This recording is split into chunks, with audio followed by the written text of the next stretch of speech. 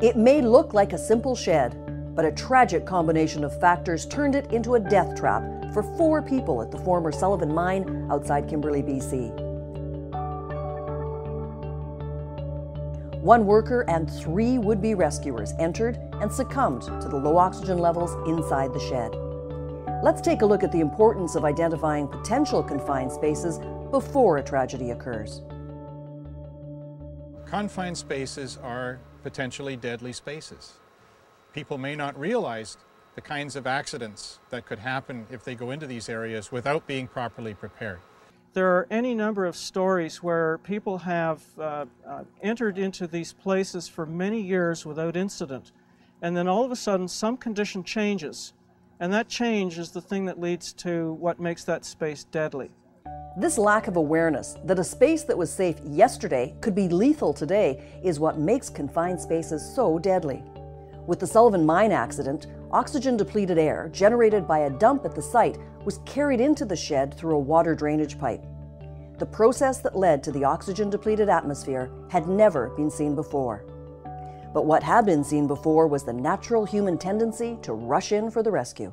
One of the real problems that we have with confined spaces, and particularly with rescue, is that when a worker goes down into a confined space, into a barge or a hole or a sump, and you're there with that worker, and you see that worker fall down to the bottom of the ladder, your first reaction is to go in and help them out. You want to go down that hole, and you want to grab your buddy out, and you want to haul him out and put him out on the deck and do whatever needs to be done with him. You want to go down that ladder and save that guy's life. In Kimberley, 3 of the 4 people who died were trying to perform rescue.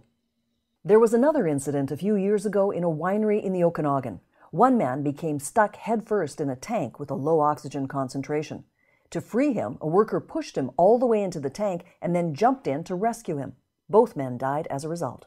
So there are some things that just may not be recognizable as confined space issues, and you have to be very, very careful to assess the risk and take your precautions. They may seem kind of overkill in some cases. For example, testing for oxygen before you go into a shed may seem like overkill to some people. But the one time that shed has a low oxygen content, that monitor, that testing is going to save your life.